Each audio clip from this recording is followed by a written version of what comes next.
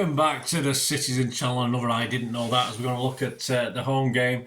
Didn't turn out too well for us, of course. So the home game programme, City versus United on the 15th of December 2024. So yeah, we'll check out some facts and oddities within the hard copy memory of the game. Yeah, no half and half scarves on this channel, that's for sure. Half and half programmes, but no half and half scarves. And Ignition Sports Media, of course, and now produce the Match magazine for City. Subscriptions and single copies available. Subscriptions start from £65, so check those out, guys. Any problems, just give us a shout. I can point in the right direction. And of course, there we've got Gvardiol on the cover, and it's to emphasise the sort of meet and greet that sometimes the fans do for the coach. Sometimes organised by City, sometimes organised by the 1894 group for this United game. There was plenty of Blues waiting near Mary D's on the corner to welcome the coach away from the organised one at the entrance, of course. Dave Flanagan's the artist of that, so if you like that, great stuff from Dave Flanagan. Right, what's inside? What did you? A bit of a light. It's United. I'm going to have a bit of a lighter look at obviously United stuff. I'll poke a bit of fun. I'm sure any United fans watching this will fully appreciate the jokes intended. It's only for a bit of fun, guys. Bit of banter. That's what we call it, isn't it? Banter. Anyway, about City was, of course, Buzz's birthday. A win would have been nice for him. He failed miserably there. He'd made 449 appearances for City with 67 goals. Wasn't bad, was it? He got the OBE in 2022. Well done, Buzzer. About United, well, their top 5 greatest players. Let's have a look. Well, they got some bloke called Rooney, who once shinned a goal in against us at the Swamp, I think. He scored 11 in total against us. I think 6 were with his shin and 5 with his arse. I'm not too sure. I can't really back that up. But fair to say, he's also attracted to older women. I don't know much about that myself. Bobby Charlton. Well, I'm not attracted to older women now. I'm old, but not when I was 20-odd. Bobby Charlton, of course, famous for his comb-over and regularly being on the losing side, of course, when we played against him in the 60s and 70s. There wasn't hardly a match I went to where we didn't beat him. And of course, ex-Blue Matt Busby brought out the very best in this guy. Ryan Giggs, once a Blue apparently. That's about all of interest for me. Not sure he has a birth certificate though. I don't know where that's come from. Cristiano Ronaldo, the prancing pony himself, once scored a free kick, I believe, from about 5,000 attempts. More success and definitely more awards away from United than at United. George Best, yes, something about in the sky with this one, isn't it? Like comb over Bobby, normally ended up on the losing side against City, and to be honest with you, Tony Buck regularly had him in his pocket. He did struggle against us, probably Glyn Pardoe as well if he ever swapped sides. What about City and United? Well, we've got 6 degrees of separation. We've got John Stones, his first World Cup was in 2018, which was the last for some bloke called Danny Welbeck, who actually played in that wonderful 6-1 drubbing at Old Trafford. And also featuring that day was one Mario Balotelli, of course, who won the Golden Boy Award of Europe in 2010, which was also won 7 years later by someone I've never heard of, Mathias de Ligt. He was part of a Juve back four with a guy I have heard of, Danilo, 2 seasons with City and won 2 Champions Leagues with Real Madrid, where he played with the fellow Brazilian Casimiro, who won everything with Real but only a couple of Tin Pot Cups with United. The 5-Star Classic game took place, as we know, 23rd of September 1989. I had the video of this. I'm gutted I lost it. I used to play it back on a regular basis, even years later. Of course, the 5-on route known as the Main Road Massacre, including 5 1986 FAU Cup winners starting in that game. Hinchcliffe, okay, Redmond, White Lake and Ian Brightwell. Man of the match, apparently, according to the article, was David Oldfield. Probably was, I can't remember on the day. Gary James took some images from the 8th of March 1969 match-up at the Swamp, including Tony Buck with mascot Paul Todd. Never bloody smiled, that kid. I would have been beaming being City's mascot. Coming out of United's tunnel, and 2 great Blues there. Brian Kidd alongside Tommy Booth with Paddy Creran. Yeah, he was a moaning bastard, wasn't he? Perhaps he was Paul Todd's dad. Oh, I don't know. Anyway, he's back in the distance. A buzzer goal was the difference between the teams on the day. Alistair Mann has a little article. It's called "Don't Look Down." This one. He talks about when he's doing a match commentary. He has all little bullet points and stats on the teams, etc. That he has with him while he's commentating. And he nearly missed, of course, the famous Gundo goal in 12 seconds in the 2023 FA Cup final. And it's only the fact Michael Brown sat next to him, pulling his head up from a glance when he was glancing at his notes, that stopped him missing the moment. Apparently, but his immortal lines were at that stage: "The last time these two met here in competition, and City have scored already." That was it. Yeah, not exactly they think it's all over, Alistair, but we'll let you off considering. In fact, I was my lad was in a different block to me, and the big guy next to me, yes, he was big, he was taller than me.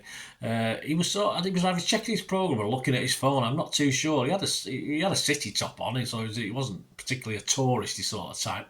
But anyway, I had to give him a nudge as the ball was sort of on its way into the net, and he sort of stood motionless, wondering what had happened while I was jumping up and down. So he'd literally missed it himself, and never mind the ones who hadn't been in the ground at that stage. But Alistair Mann, forgivable, mate. Out of the blue is Shaun Wright-Phillips. Well, we'll finish this one with this one. He's looking back at one of my favourite derby days, the very first one at the Etihad. Of course, it was City of Manchester Stadium, them Eastlands, the 14th of March 2004. And quite just off the tone of this, Shaun Wright-Phillips is the only professional, here's one for you, the only professional City player who has hugged me, and I mean hugged, not just a little pat and a little tentative one, whilst we were both piss wet through. But that's another story. If you watch any of my vlogs, you might have heard that one. But he's the only, up to now. I'm hoping some other City professionals might hug me one day. Who knows? Anyway, he looks at his goal and his robot celebration at the centre and other memories of the day. Let's see what this feature has to say. My eyes are working today. Since I got my new glasses, I'm not great at reading these things, depending on whether it's black print on blue like it is now, or black on yellow, or whatever. Anyway, let's have a look. City versus United, Sunday 14th of March 2004. Shaun Wright-Phillips says a dare from his cousin had led to his famous robot celebration, the first ever Etihad derby, which saw City defeat United 4-1 in 2004. We were sort of more or less behind that. Could see we were on that. We were opposite the cameras on the front row because we switched over from the old Kipax where we were at Main Road. So we had a great view of this goal. Fantastic day, me and my lad. Robbie Fowler's poacher's finish is giving Kevin Keegan's side the lead early doors, and that was extended by a stunning strike on the turn by John Macken. Paul Scholes pulled one back for the visitors before half-time, but restored our 2-goal advantage after the break when Trevor Sinclair made it 3-1. As the clock ticked into injury time, Wright-Phillips collected the ball on the right channel and took on United defender Wes Brown before firing an unstoppable shot in off the underside of the crossbar to send the City fans crazy. It was an unbelievable effort that guaranteed 3 points in the most important of games, and Wright-Phillips celebrated with a dance made famous in the years that followed by Peter Crouch. The 43-year-old explains its origin story. "I have to claim it as my own. I was the first to do it," he told us on the eve of the 195th Manchester derby. "I had the weekend off and I was in London with all my family. We went for a few drinks and someone beside us was doing the robot to house music, which we found strange. My cousin and I said, 'I bet you don't do that in a game.' I replied, 'If I score, I bet you I do.' When it went in, I thankfully just remembered it in time." As for the goal itself, Wright-Phillips admits all that was on his mind was United's reputation for last-gasp comebacks, but the trajectory of the ball as it refused to go over the touchline before he collected it in the build-up, as well as the space that opened up in front of him, ensured a strike at goal was the best option, and thankfully for us, he took it. "We were winning 3-1 against United, and you knew if you give them any chances, they can get back into the game," he added. "So it was more about running down the clock, but the ball just wasn't going out, and then the fans were cheering, so I thought, why not? I got to the ball, and there was no one in front of me for 20 yards, so I just carried on going, and in many ways just trying to kill as much time as possible by retaining possession. Then I got to the box and Wes Brown was there, so I thought I had to get a shot off because I don't feel I was really in a position to run to the corner.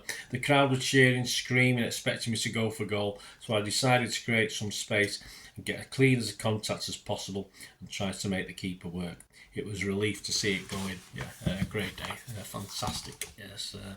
A lot of good memories with derby games, a lot of bad memories with derby games, including this load of crap. But Yeah, happy day that one if you were there. Let us know your memories, guys. Hope you enjoyed this. I didn't know that special on City versus United, 15th of December. Let us know your thoughts, anything that jogged your memory within that. That'd be wonderful.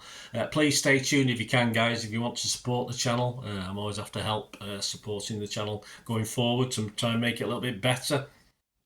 And of course, I'll give you some information on all my socials as well. Thanks for watching. I'll see you soon, guys. Well, I hope you enjoyed the feature, and yeah, if you can support me through the subscription, if you can subscribe, guys, that'd be wonderful if you've not already done so.